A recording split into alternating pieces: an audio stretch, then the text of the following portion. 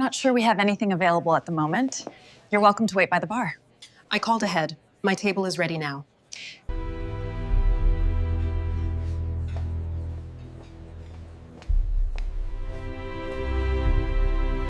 I understand the confusion, but my confirmation email clearly stats the reservation is for 8 p.m. under the name Davis.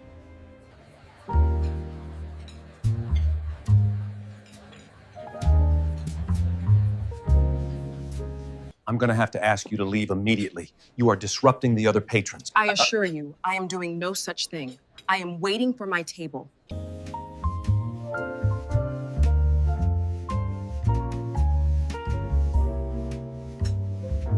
I'm going to have to ask you to leave immediately. I assure you, Mr. Harrison, this situation is under control. The merger will proceed as planned. Nia Harper had rehearsed this night the way she rehearsed hard conversations at work. Quietly, in the car, palms on the steering wheel until her breathing slowed. One dinner, 1 hour where she didn't have to be the strong one. Didn't have to translate herself for anyone. Harbor House Grill glowed warm against the winter dusk, all amber light and polished glass. Inside, the air carried the rich smell of garlic butter and sizzling seafood. The hostess stand sat dead center, like a checkpoint. Reservation for Harper, Nia said, offering her phone with the confirmation pulled up. Her voice was calm, careful. The boy at the stand looked at her, really looked, and something in his face tightened. His eyes slid away from her screen, as if it might burn him. 1 second, he muttered and stepped back. A woman in a white blouse appeared, smiling too quickly. We're actually full tonight. Nia's stomach dropped. She glanced past a woman at the empty booth by the window. The table set with glasses that caught the light like tiny warnings. I can see open tables. The woman's smile stayed in place while her tone sharpened. They're reserved. For who? Nia asked. Because I'm reserved too. The woman leaned in, perfume and certainty, and spoke low enough that it felt like a private insult. Maybe this isn't the right place for you. Nia's skin went cold. Around them, laughter continued, then thinned, like people were turning the volume down on purpose. She lifted her phone, thumb hovering over the camera. Say that again, she whispered. A man in a manager's polo stepped into view, eyes hard. Behind him, someone reached for a phone, and from outside, faint but rising, a siren began to sing. The bell above the glass door chimed as Nia Harper stepped into Harbor House Grill. Heat smelled of butter and fried shrimp. Laughter rolled from booths like it belonged to everyone else. She adjusted her blazer, lifted her chin, and approached the host's stand. Table for one, she said. Reservation under Harper. 7:15. The teenage host glanced at her, then at the dining room, then down at a reservation book he didn't touch. Do you have it pulled up? Nia raised her phone. The confirmation email glowed blue. Right here. He didn't look. His smile thinned. One moment, a woman in a crisp white blouse swept in, lipstick precise, posture perfect. Marla, her name tag announced. Can I help you? Marla asked, already measuring Nia, with a quick scan that felt like hands. I have a reservation, Nia said. Harper. Marla's smile didn't reach her eyes. We're booked solid tonight. Nia's stomach tightened. Then why did your host ask for my reservation? Marla's voice softened into something practiced. Reservations don't guarantee seating if we have issues. Nia looked past her, an empty two-top by the window. A booth with menu stacked like it was waiting for someone. I can see open tables. They're spoken for, Marla said. By who? Nia kept her tone even because she'd learned calm was armor. I booked. Marla leaned closer, lowering her voice the way people did when they wanted cruelty to sound like policy. Maybe this isn't the right place for you. Nia blinked. What does that mean? It means, Marla said, smile fixed, our guests are particular. The word snapped into place inside Nia like a lock. Her pulse drummed. She hated how familiar it felt. The coded language, the polite refusal, the way her dignity was treated like an inconvenience. I'm here to eat dinner, Nia said. Seat me? Marla's eyes cooled. You need to lower your voice. My voice? Nia's laugh came out sharp. Not your behavior? Marla turned slightly, calling toward the bar. Trent. A man in a polo stepped over, as if he'd been waiting for his cue. Trent, manager. His smile was all teeth. What's the problem? Trent asked. Nia lifted her phone again. I have a reservation. Your staff is refusing to seat me. Trent didn't look at the screen. He looked at her. We reserve the right to refuse service. For what reason? For disruptive behavior. Trent said. And you're being disruptive. I've been here 2 minutes, Nia said. All I did was show up. Trent stepped closer, voice dropping. Listen, don't make this a thing. Nia felt heat climb her neck. You already made it a thing. Behind her, 2 black customers, young, dressed for a night out, had stopped.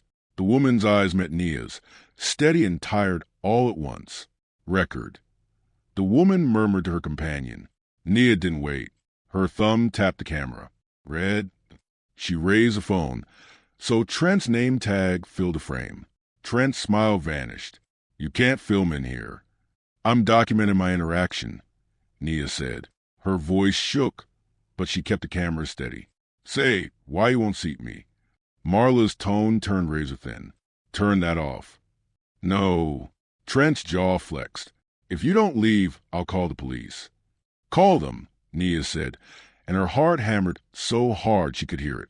Explain why you lied about being full. Explain why you won't look at my reservation. A hush spread.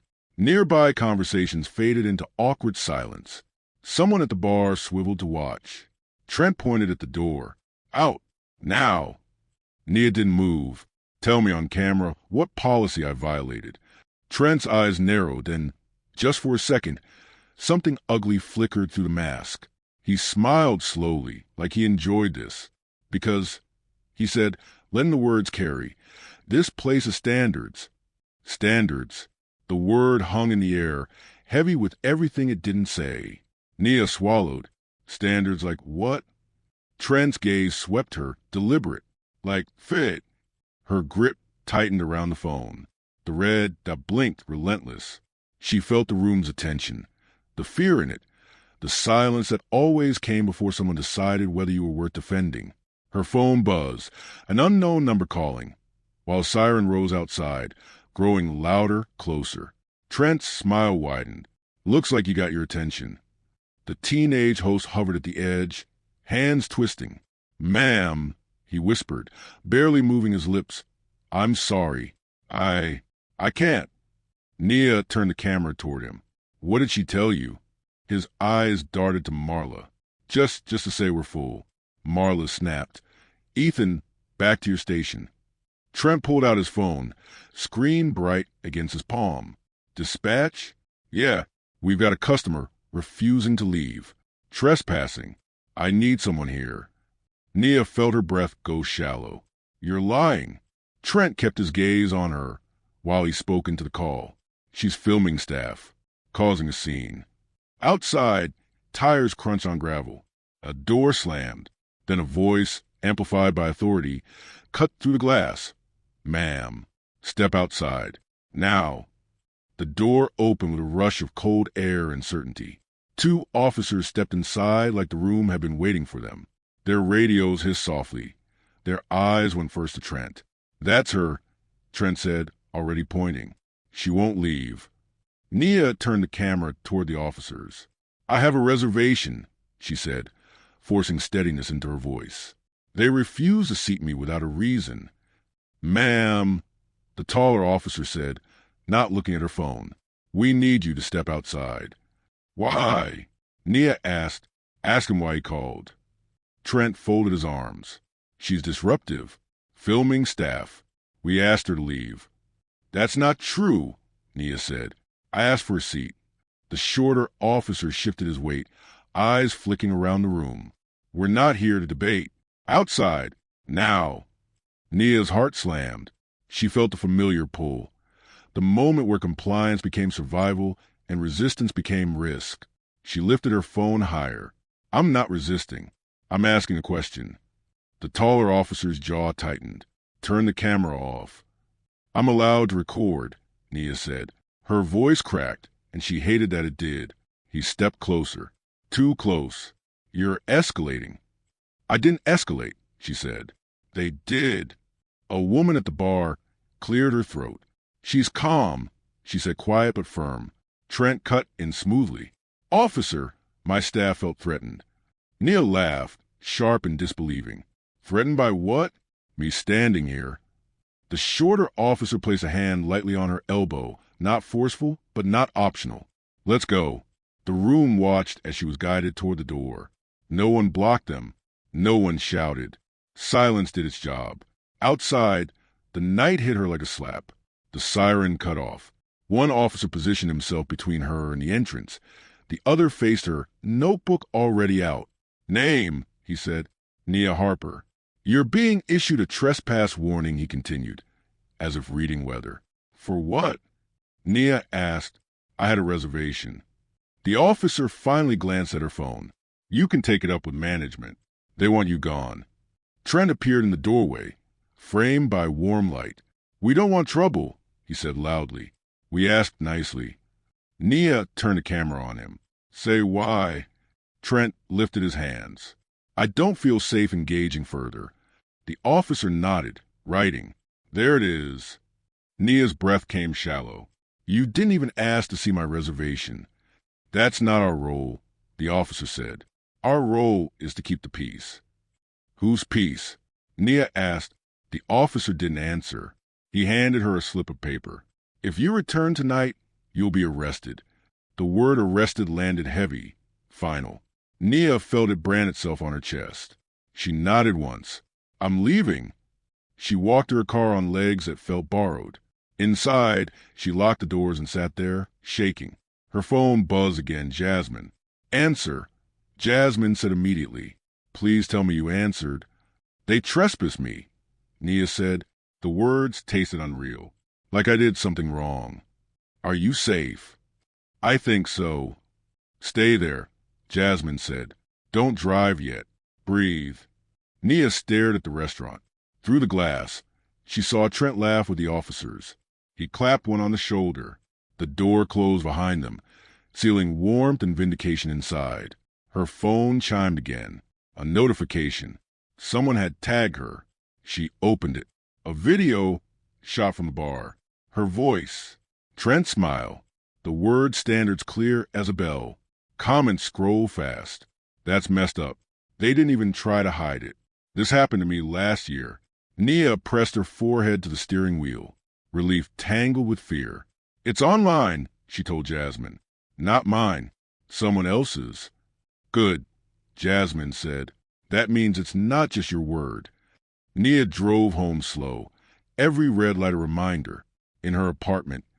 She peeled off her blazer like it was evidence. She sat on the floor, back against the couch, and watched the video again. She noticed things she'd missed. The way Marlon never once looked at the reservation. The way Trent smiled when he said fit. The way the officers stood closer to him than to her. Her phone rang again. Unknown number. She hesitated, then answered. Hello, this is Elena Park, a woman said. I'm a reporter with the Tribune. I saw the video. Nia closed her eyes. Already? I wanted to hear from you, Elena said, before the narrative hardens. Nia pictured Trent's smile, the officer's pens, the paper that said trespasser. I didn't plan for this, Nia said. I just wanted dinner. I know, Elena replied. That's usually how these stories start. After the call, Nia stood at her window. Down below, the city moved on, indifferent and intact. She felt smaller than she had in years, and louder somehow, all at once. Her phone buzzed one last time. A message from an unknown account. You should have just left. Nia typed back before fear could stop her. I did, and they follow me anyway. She set the phone down, hands trembling. Tomorrow, Harbor House would open its doors like nothing happened. Tomorrow, people would debate her tone. But tonight, the truth was out there, unfinished, dangerous, alive. By morning, the video had grown teeth. Nia watched it spread while her coffee went cold. Shares climbed in uneven jumps, like the internet couldn't decide whether to look away or lean in. Her face, steady, then startled, then tight with a kind of control she recognized as survival, looped again and again. Trent's voice carried cleanly through the noise of the dining room. Standards. Fit. She closed the app and opened her email. 3 new messages from work already sat there. Polite subject lines that felt heavy with implication. Hope you're doing okay. Let us know if you need flexibility today. Can we talk later? At the office, the elevator doors reflected her back at herself. Blazer pressed, eyes rimmed with a lack of sleep. She didn't have time to explain. She walked past the security desk, badge scanning green, and felt the absurd relief of being allowed in. Hey, her co-worker Mark said, careful. I saw. I'm fine, Nia said too quickly. She hated that reflex. Hated how often she'd learned to say it before anyone finished the question. At her desk, Slack messages stacked up, some supportive, some vague. One from a senior manager read, "Let's all remember to keep things professional online." Professional. The word landed with a dull thud. She hadn't posted the video. She hadn't named names beyond what the camera caught. Still, the reminder felt aimed. Her phone buzzed. Jasmine, don't let them shrink you today. Jasmine said. You hear me? I hear you, Nia replied, rubbing her temples. I just didn't expect it to feel like this. That's the script, Jasmine said. They make you feel loud for telling the truth. At lunch, Nia ate alone, scrolling. Harbor House had posted a statement sometime after midnight. We pride ourselves on welcoming all guests. Last night's incident involved a disruptive individual who refused to comply with staff instructions. We acted to protect our team. Disruptive individual. The comments were split. Some people believed it instantly. Others asked questions that never got answered. A few accounts, new, identical phrasing, kept repeating the same line. There are always 2 sides. Always, Nia murmured, but only one gets the benefit of the doubt. That afternoon, Jasmine dragged her to a quiet cafe across town. No cameras, no co-workers. You need a lawyer, Jasmine said, sliding her phone across the table. Not because you're suing tomorrow, because you need someone who knows how this goes. I don't want to blow this up, Nia said. Jasmine's look was gentle but unyielding. It's already blown up. The question is who controls the fire. The attorney's office was small, books stacked and lived in piles. David Brooks shook Nia's hand like it mattered. I've watched the video, he said. I'm sorry. Nia laughed once, hollow. Everyone keeps saying that. I'm not sorry it's public, David continued. I'm sorry it happened. There's a difference. He listened while she talked about the reservation. The word fit, the police standing closer to the Trent than to her. He didn't interrupt. When she finished, he nodded slowly. This is how it usually goes, he said. They rely on discretion, subjective standards. Then they escalate to authority when challenged. So what do I do? Nia asked. You document, David replied. You don't let them isolate you, and you prepare for pushback. From who? Everyone, he said without hesitation. The business, the police department. Sometimes even people who say they support you but don't want trouble. As if summoned, Nia's phone buzzed. An email from a community nonprofit she'd volunteered with for years. We support you personally, but we'd appreciate it if you didn't tag us or reference our work while this is ongoing. Nia stared at the screen. See, she said quietly. David nodded. That's what I mean. That evening, Trent posted again, this time a longer note, talking about staff safety and false narratives. He never used her name. He didn't have to. People filled in the blanks for him. Someone dug up Nia's LinkedIn. Others questioned her job, her attitude, her agenda. A man she didn't know messaged. Why are you trying to destroy a local business? She typed, deleted, typed again, then closed the app. Later, a new message came in, private, hesitant. Hi, this is Ethan. I was the host last night. Nia's breath caught. I saw the video. I want you to know I was told to say we were full after Marla saw you. I don't know if that helps. I'm scared to say this. Nia stared at the words until they blurred. It helps, she typed back, but only do what feels safe. He didn't reply. Near midnight, a local reporter tweeted a screenshot of Trent's standards line, paired with a question. Standards for whom? The tweet took off. Nia sat on her couch, lights off, city glow leaking through the window. Her body finally allowed itself to feel what had been holding back. Anger sharp enough to taste, fear low and humming, a grief she hadn't named yet. She understood now. This wasn't about one dinner. It was about who got to decide the rules, and who paid for questioning them. Outside, a siren passed and faded. Nia breathed in, slow and deliberate. "They think I'll get tired," she said to the empty room. She opened her laptop and began saving everything. Screenshots, messages, timestamps. She wasn't tired yet. The message arrived at 6:12 a.m., sandwiched between spam and silence. "I was there," it read. "By the door. I saw everything." Nia stared at the screen, pulse quickening. The account name was unfamiliar. No profile picture. No posts. She hesitated, then typed back. "Who is this?" A reply came almost immediately. "My name's Leah. I was with my boyfriend. We were leaving when it happened. We recorded part of it." Nia sat up, heart pounding now for a different reason. "Do you still have the video?" 3 dots appeared, disappeared. Then, yes. I didn't want to send it before asking. They met later that morning at a public library cafe, the kind of place that felt neutral and safe by design. Leah was younger than Nia expected, early 20s, hands wrapped tight around a paper cup. "I almost didn't hit record," Leah said quietly. "I kept thinking, maybe it'll resolve. Maybe I'm reading it wrong." Nia nodded. That's what they count on. Leah slid her phone across the table. The clip was steadier than the bar video. Clear audio, a wider angle. It caught Marla's quick glance at Nia's face before saying they were full. It caught Trent stepping in with practiced ease. It caught the moment the room fell silent. When the clip ended, Leah swallowed. "I'm scared to put my name on it." "I won't push you," Nia said. "You don't owe me anything." Leah shook her head. "I owe myself something." That afternoon, Nia forwarded the video to David. His response came fast. "This is significant. If you're comfortable, we should preserve it formally." By evening, Elena Park emailed again. "I've spoken to 2 patrons willing to go on record. One anonymously, one named. Are you ready to talk?" Nia sat with the question longer this time. She thought about the nonprofit's email, about her manager's careful distance, about Ethan's message, hanging unanswered in her inbox. She typed back, "Yes, but I want it done right." The interview took place over video, Nia framed against her bookshelf.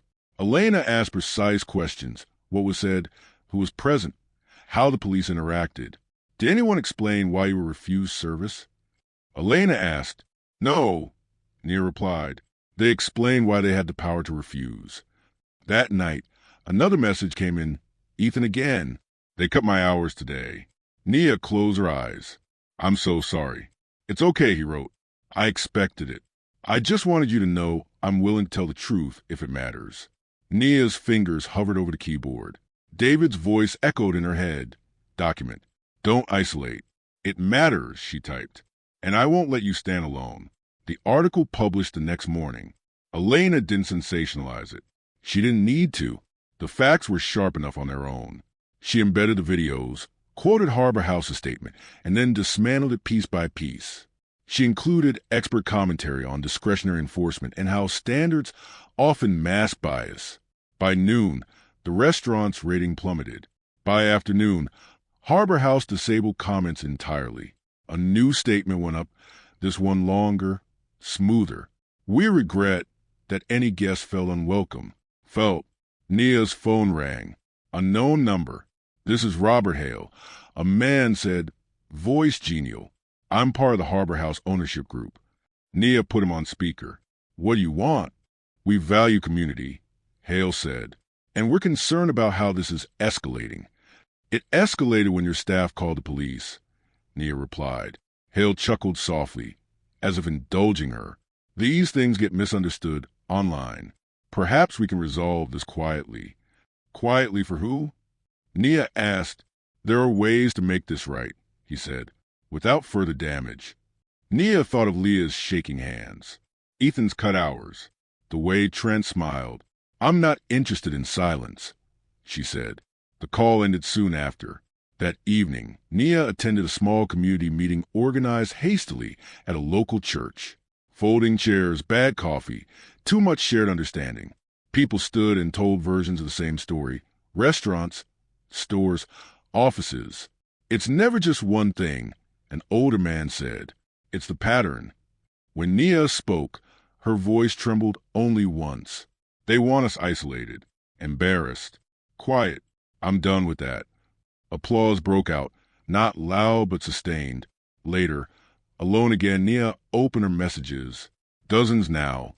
Support, hate, warnings disguised as advice. One message stood out, from a private account. Careful. People lose jobs over things like this. Nia stared at it, then deleted it.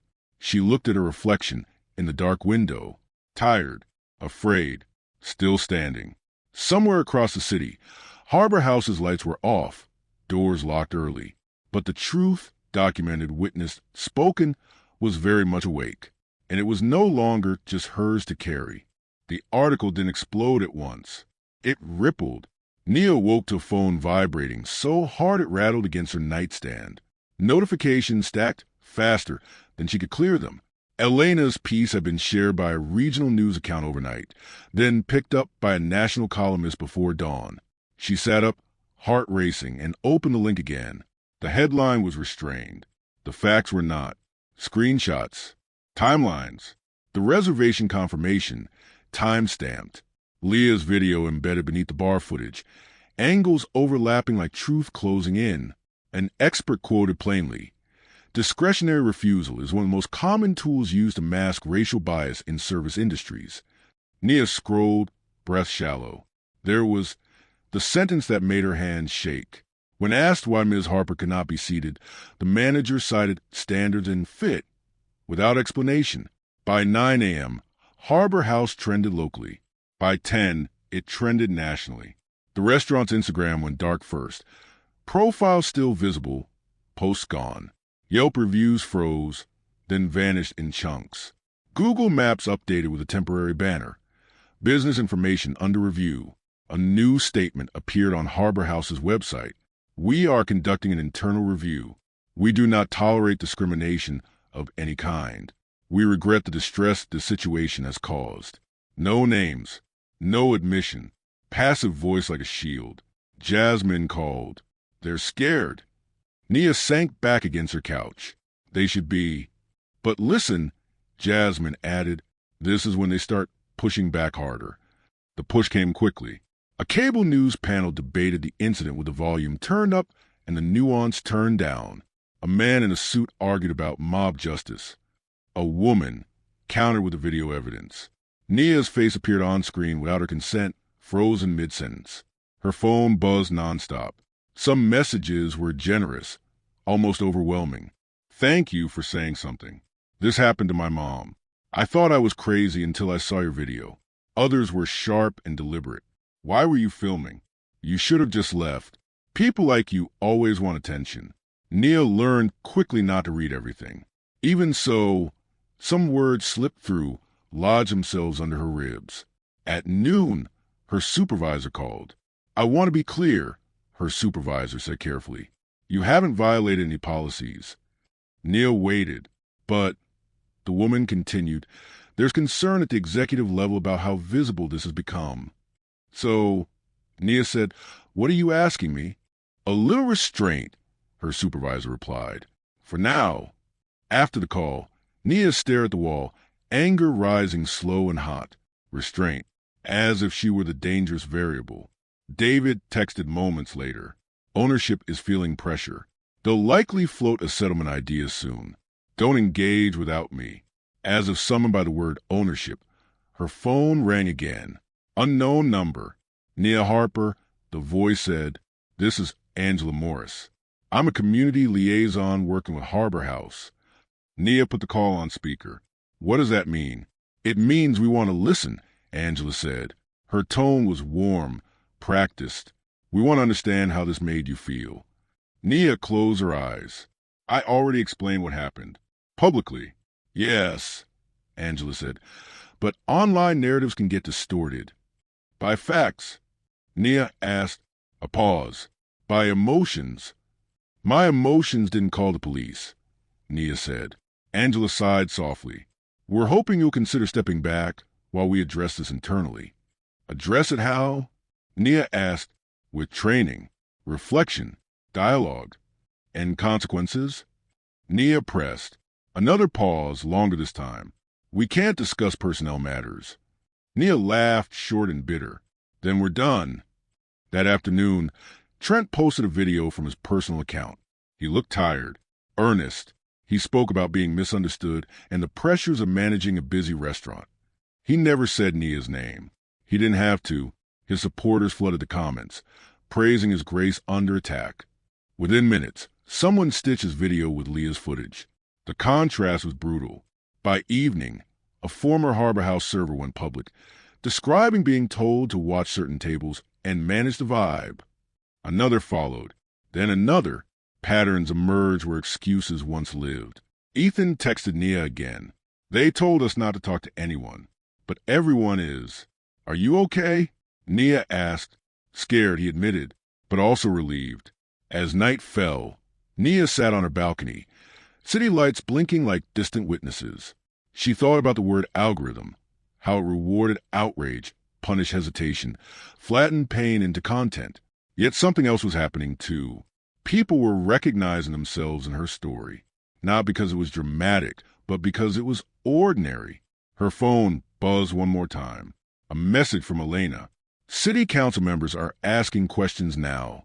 Police department issued a statement, defensive but shaky. This is moving beyond the restaurant. Nia exhaled slowly. She hadn't asked for this. She hadn't chased it.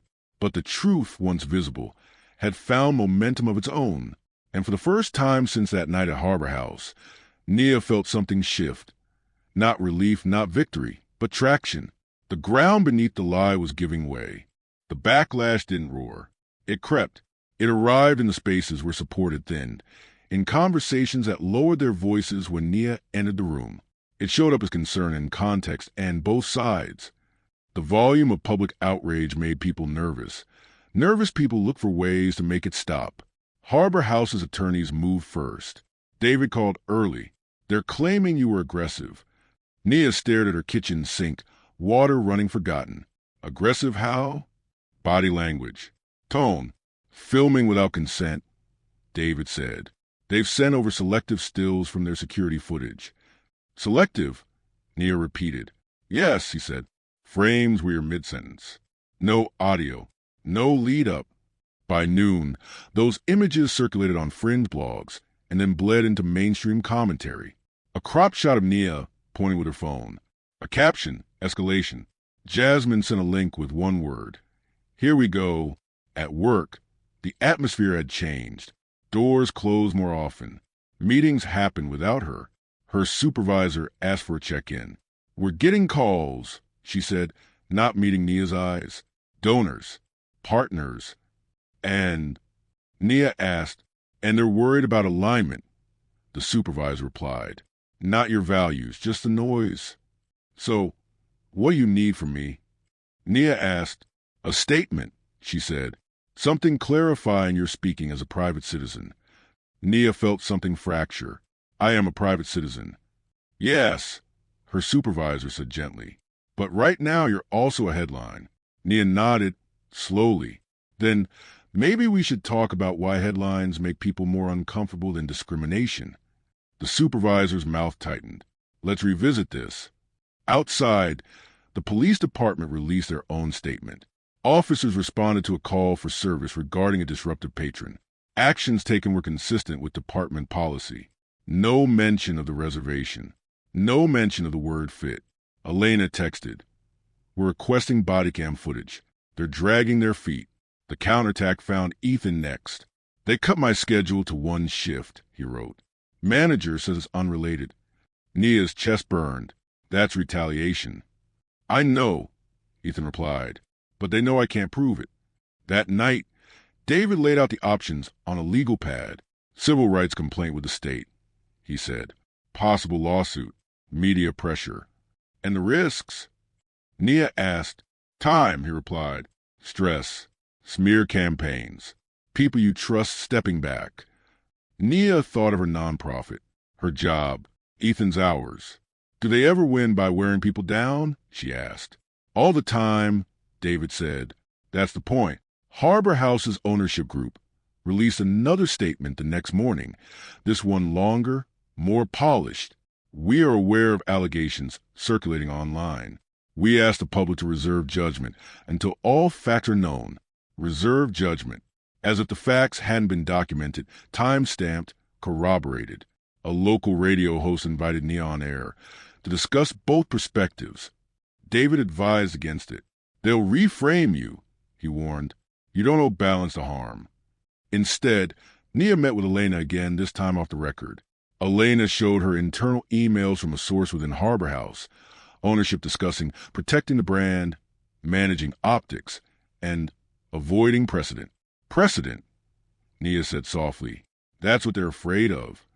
Across town, a coalition of advocacy groups announced support for fair access to public accommodations, careful not to name Harbor House directly. Even solidarity came with disclaimers. Then came the leak. Someone anonymously sent Elena a copy of a staff memo from Trent, dated weeks before the incident. If a situation feels off, prioritize the comfort of our core guests. Use discretion. Core guests. The phrase detonated online. Harbor House denied its authenticity within the hour, threatening legal action against false documents. But former employees stepped forward, confirming the language. Trent deleted his accounts.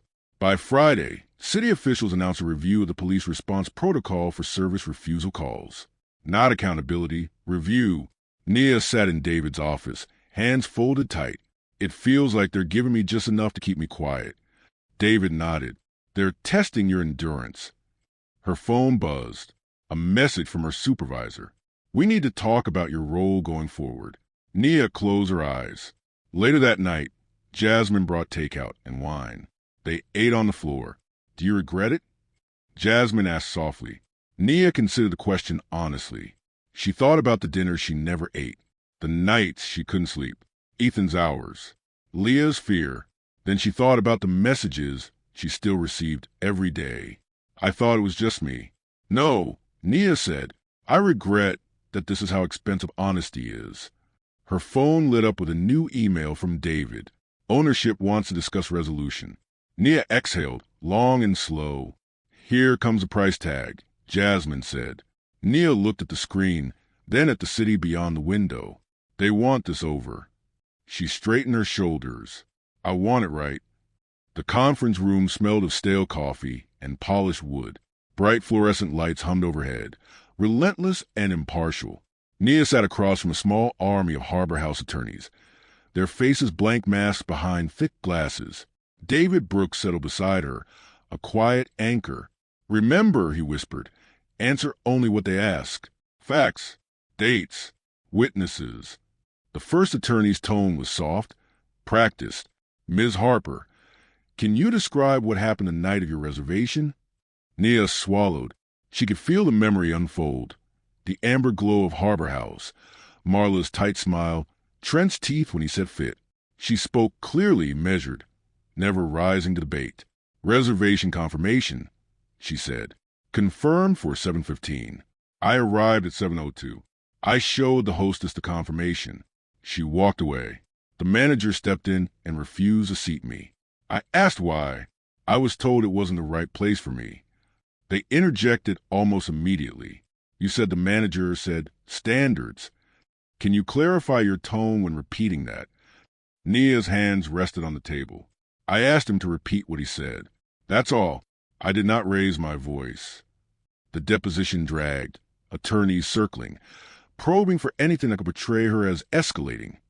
She described the police arrival, the trespass notice, the bystanders' reactions. She described Leah's video, Ethan's later messages, and the pattern of instruction for the staff. At one point, one attorney slammed a folder. So, you claim there were empty tables? Yes, Nia said. Visible, open tables. Confirmed by the videos and the patrons present. The room paused. No one had expected proof so concrete. The files, the videos, even timestamps. They cannot be ignored. David leaned in. Refer to the documentation when necessary. Don't guess. By the fourth hour, Nia felt a familiar tremor of fatigue settle in her shoulders. She took a sip of water and met the gaze of the young paralegal who had quietly observed from the corner. He nodded ever so slightly. Witnesses mattered. When the deposition ended, Nia stepped out into the hallway, where Elena waited, notebook in hand. "How did it go?" she asked softly. Nia's knees nearly gave way. "I told the truth," she said. "That's all I could do." Elena's eyes lingered on her face. "It's enough." Over the next week, a flurry of depositions unfolded. Staff members, previously shielded by management, were questioned. The internal email surfaced. The core guest memo exposed the intentional use of discretion as a weapon. Marla admitted that she instructed Ethan to claim the restaurant was full only after seeing Nia. Trent's phone records contradicted his narrative. The call to dispatch came almost immediately after Nia raised her phone to record. Even the police officer's body cam revealed tone policing, assumptions, and a prioritization of Trent's comfort over Nia's rights. Each deposition chipped away at the narrative Harbor House had built. One afternoon, David leaned back in his chair, rubbing his temple. "They're trying to weaponize chaos," he said. "They hope you'll break under the weight of all this." Nia stared at the ceiling. "I feel it every day, every notification, every whisper."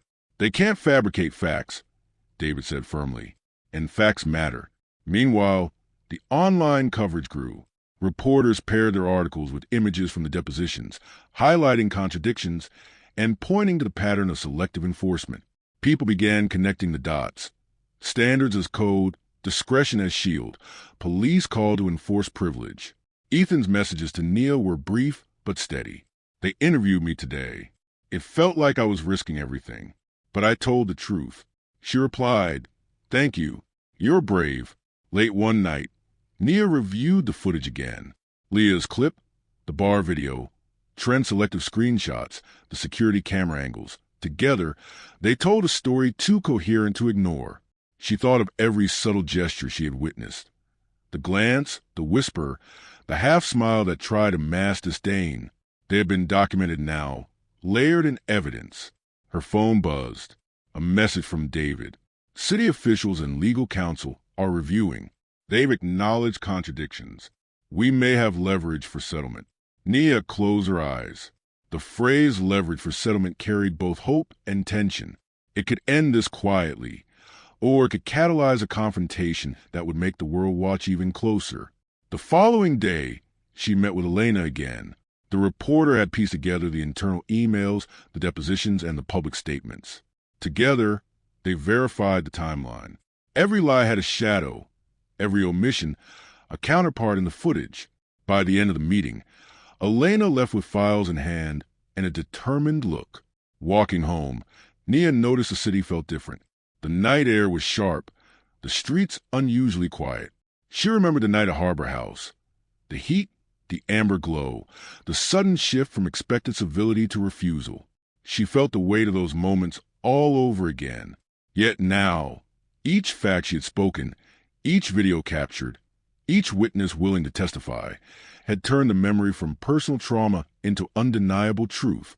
At home, she opened her laptop. Comment from the published deposition stories scrolled endlessly. Finally, someone called this out. "This is systemic. Thank you for standing your ground." Among the support, a few voices tried to rewrite the narrative, question her, question the witness statements.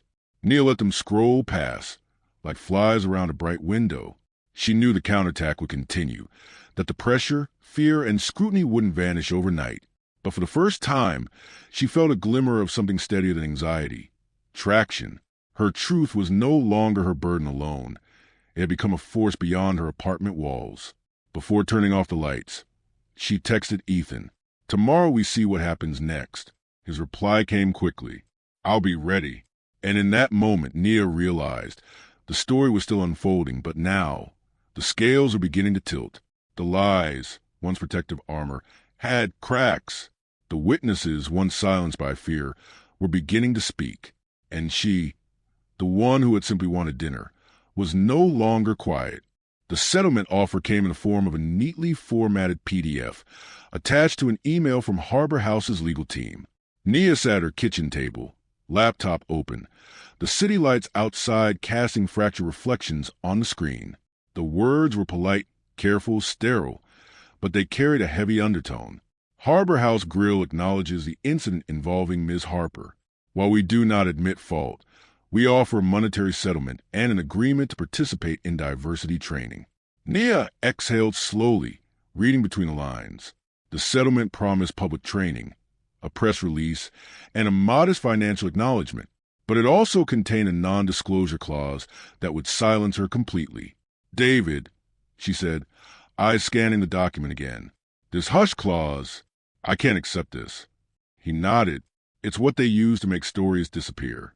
Quiet resolutions are convenient for them, but they're poison for systemic change.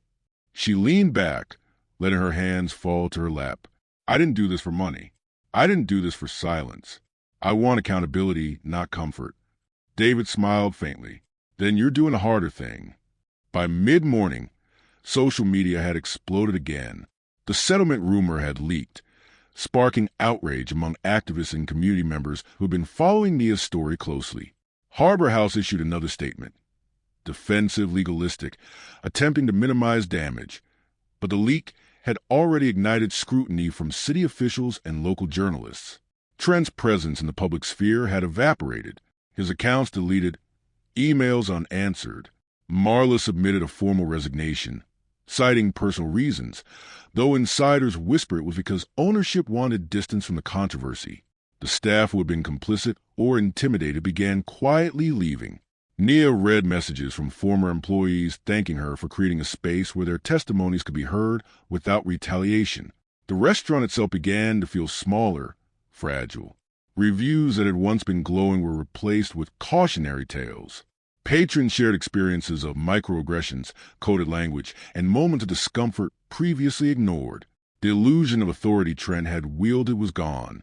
The building's amber glow no longer felt inviting. It had been tainted by truth.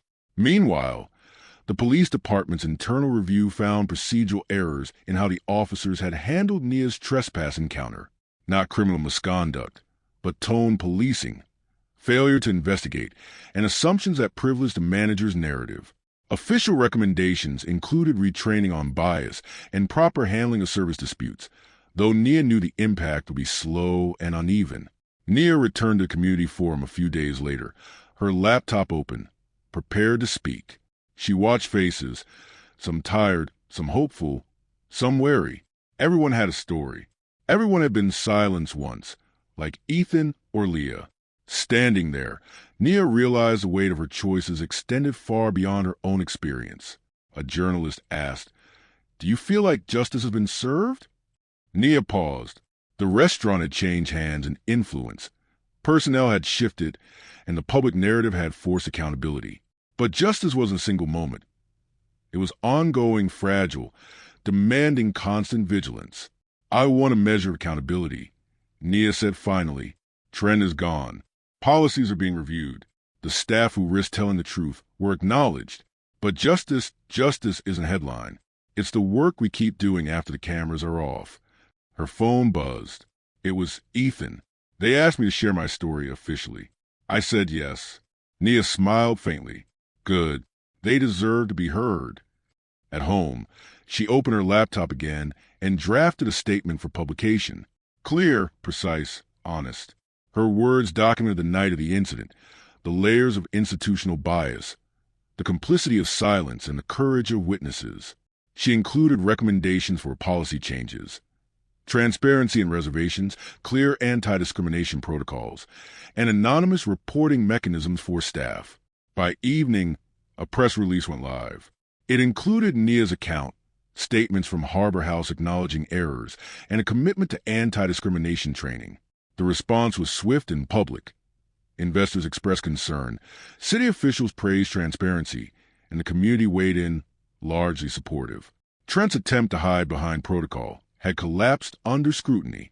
Even with the win, Nia felt the personal cost. The nights replaying Marla's glances, Trent's smile, the police officer's body posture, they lingered in memory. But she also felt a quiet surge of pride in her spine, the resilience forged from standing firm when every system seemed designed to make her small. She called Jasmine. "They're finally admitting it," she said softly. "Yes," Jasmine replied, "but you did the hard work. You held steady." "I keep thinking about Ethan, Leah, everyone who stepped up quietly," Nia said. "I couldn't have done this without them." "You didn't just stand up for yourself," Jasmine said. "You stood for all of them." That night, Nia sat on her balcony again, city lights twinkling beneath a dark sky. The streets hummed with life, indifferent and ongoing. Yet something had changed. The air felt charged with consequence. Harbor House had been forced to confront truth, to alter its practices, to reckon with the consequences of bias. Nia knew the fight was far from over. There would always be another Trent, another coded refusal, another microaggression waiting to repeat history. But the path had been illuminated. The truth had teeth. Witnesses had spoken. And she, against inertia and intimidation, had held fast. Justice, she realized, could be measured not only in penalties or resignations, but in the ripple effect, in policies rewritten, in silent staff finding voice, in the courage of people who watched and recognized themselves in her story. Nia closed her laptop and exhaled a long, deliberate breath. Poetic justice had paperwork. It had witnesses. It had transparency. It was imperfect, but real, and after all the noise, the threats, and the hesitation, it had her name on it. She smiled, faint but genuine, and let the night hold her steady. The restaurant reopened under new management. The windows gleamed, freshly cleaned. The sign was polished, the menus crisp. But for Nia Harper, the old warmth had gone. Harbor House Grill no longer promised comfort or civility. It now bore the weight of exposure and accountability. She walked past the doors once, paused, and looked in. The servers moved efficiently. But there was a difference. They spoke in measured tones, eyes alert to the patrons and to each other. The space felt quiet, almost fragile, like a place being watched. Nia returned home, her apartment lights soft against the dark city streets. She sat on the couch, letting the events of the past week settle around her. The victories were real. Trent had been fired. Marla had resigned. Harbor House had implemented anti-discrimination training, and the police department had reviewed its procedures. But the costs were undeniable. The phone buzzed. Ethan's name appeared. "Dinner tonight?" She typed back, fingers hesitant. "Yes." Dinner was simple. A small Italian place downtown. Friends gathered, laughter fragile and earnest. Nia noticed how easily she flinched when the door chimed, how her eyes tracked each new face for microaggressions, subtle judgments, or signs of dismissal. It was a reminder that trauma did not vanish with resolution. It lingered, reshaped perception, and demanded vigilance. After dinner, she walked home alone, city lights reflecting off wet asphalt. She replayed every scene. Trent's smile, Marla's whisper, the police officer's stance. She had been calm, measured, and right, but even right carried weight. The nights of anxiety, the constant monitoring of messages, the doubts seeded by public opinion. It all remained. At home, Nia opened her laptop. She drafted notes for a community workshop she had been invited to lead. Her goal was to teach staff, patrons, and young people how to recognize bias, document incidents, and respond effectively. She paused at a blank page, thinking about Leah, Ethan, and the others who had risked themselves. She wrote, "Speaking the truth is courage, but it is costly. The price is your energy, your time, your peace." Her phone vibrated again, an unknown number. She answered cautiously. "This is Robert Hale." A man's voice said careful, almost conciliatory. "Ownership wanted to acknowledge your efforts in bringing change. We've instituted new reporting structures and diversity protocols. We hope this restores trust." "I'm aware," Nia said. Her voice was calm, but firm. "I'm glad you're taking steps, but the work is ongoing." "Yes," he said, "and we understand that. Thank you for holding us accountable." The line went silent. Nia closed her eyes, let herself feel both the weight of the words and their emptiness. Accountability could be mandated, but vigilance would always be personal. Weeks later, she attended the community forum again. This time, She stood before a room full of faces, young adults, parents, staff from local businesses, and activists. Each person had experienced microaggressions, refusals, or the subtle ways privilege asserted itself. Nia spoke with quiet authority, sharing her story in detail. No embellishments, no dramatization, just the facts and the emotions that had accompanied them. She emphasized documentation, allyship, and the courage of witnesses. When the system tries to silence you, she said, it's easy to feel small, but the truth has power. It can move through people, through policies, through community. The cost of standing up is real, but so is the ripple effect. A young woman raised her hand. Did it ever feel like too much? Like the fight wasn't worth it? Nia hesitated. Every day, every single day. The threats, the doubt, the isolation, they all linger. But I learned that truth matters more than comfort. And courage, even small, builds something bigger than yourself. After the forum, she walked outside into the night. The city hummed with ordinary life. Sirens, honking cars, laughter. But her steps were deliberate. She thought of all the people who had silently supported her, all the witnesses, and the small victories that had grown into public accountability. Ethan had texted earlier, you changed things, not just for you, but for everyone. She smiled faintly, feeling the weight of responsibility settle like a stone in her chest. Change was messy, imperfect, and expensive, but necessary. Back in her apartment, she looked out the window at the glowing skyline. The reflection of herself in the glass was sharp, tired, and determined. She had faced bias, public scrutiny, institutional pushback, and personal anxiety, and she had endured. Nia opened her laptop one last time that night. She drafted a final note for her personal archive, the timeline, the witnesses, the media coverage, the legal steps, and emotional toll, a record not just of events, but of lessons. Standing up for the truth comes at a cost, she typed, but it leaves a legacy. It changes systems, shifts perspectives, and makes invisible harm visible. The fight doesn't end with justice. It continues in every choice, every conversation, and every refusal to be silent. The clock ticked past midnight. Nia closed her laptop.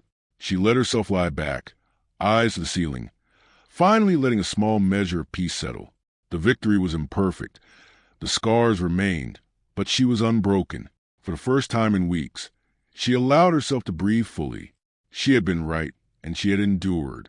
The world had seen, the witnesses had spoken, and the institutions had shifted. And for now, that was enough. Outside, the city continued, oblivious to the quiet but powerful change had begun within its streets. And within her, the weeks after the forum were quieter, but Nia Harper knew better than to call it calm. The public had moved on, as it always did, but she had not. Harbor House had been forced to confront itself. New management in place, anti-discrimination protocols updated, transparency promised. Trent and Marla were gone, their careers upended, and the city had begun discussions about police procedures for service disputes. Still, the personal weight remained. Nia sat on her balcony one evening. The sky streaked with the colors of sunset. The city hummed below, horns, laughter, footsteps, sirens fading in and out. She held her phone loosely, watching notifications roll in, some from friends, some from strangers, some reminders of moments that refused to fade. She thought of Ethan, now back at full hours, sharing small victories with her via text. We're finally able to speak openly at work. She thought of Leah, who had returned to college, her courage now quietly affirmed by the public acknowledgement of her video. I'm glad I spoke up. Leah had written, it mattered. Even the local nonprofit she had volunteered had begun to implement training modules about bias in public accommodations, inspired in part by her story. Nia realized that her fight had become more than personal. It had become a thread woven into a larger fabric of awareness. Yet Nia felt the lingering tremors of trauma. The night she had replayed Marla's glance, Trent's smile, and the officer's posture hadn't left her. Hypervigilance had become second nature. Every door chime, every casual glance carried an echo of that night at Harbor House. She knew that resilience didn't erase fear. It contained it, shaped it, and made it purposeful. Her phone rang. Jasmine's name flashed. Hey, Nia said, voice steady despite the weight pressing on her chest. I was thinking about you today, Jasmine replied, about how you kept going, even when everything was against you. I couldn't have done it alone, Nia said. Every witness, every friend, every person who documented or spoke out. Without them, it would have been just me, quiet and erased. That's true, Jasmine said softly. But standing up like you did, you showed what courage looks like. Nia smiled faintly.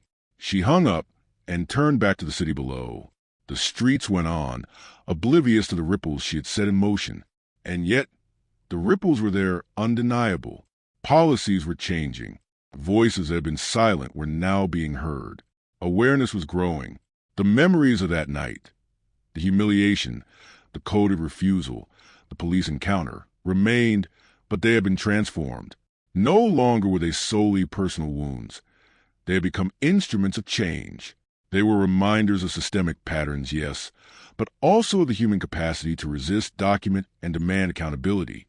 Nia thought about the lessons she had learned along the way, that truth could be weaponized but also amplified, that courage often required bearing costs most people never saw, that silence was a form of complicity, and that witnesses, often quiet, often afraid, could shift the trajectory of injustice when empowered. She opened her laptop one last time, not a post, not a tweet, but to document, for herself, for the community, for anyone who might need a roadmap of what it looked like to stand firm against microaggressions, coded bias, and systemic oppression. She wrote carefully, chronologically, including observations, dates, witness accounts, legal steps, and media coverage. This was her archive, her testament, her shield for the future. After closing the laptop, she rose and walked to the window. The city stretched out endlessly, alive with movement and indifference alike. She remembered the fear, the shame, the anger, but she also remembered the power of persistence, of recording, of speaking, of refusing to be erased. And she knew that even as she carried the scars, she was stronger for it. The city hadn't changed overnight, nor would all of its institutions bend immediately to justice. But the narrative had shifted. People were paying attention, and systems had been forced to respond. Her phone buzzed again. A message from Ethan. Dinner next week? Nia smiled. She typed back, yes, and this time I'll choose the restaurant. She put the phone down and exhaled. The fight hadn't been easy, and it had cost her sleepless nights, anxiety, and the weight of public scrutiny. But it had also yielded something rare: truth, accountability, and a network of allies who had chosen courage over silence. She looked out at the city one last time before turning off the lights. In the quiet, she allowed herself a small, steady sense of closure. The scars were there, a reminder of the work she had done and the vigilance still required. But so was resilience. She had been right. She had endured. And in the space between fear and victory, she felt something rare and potent, a quiet, enduring sense of purpose. The city hummed on, and Nia Harper, despite the cost, had found her place in it, unbowed, unwavering, and unafraid to carry the truth forward. She closed her eyes. For now, that was enough.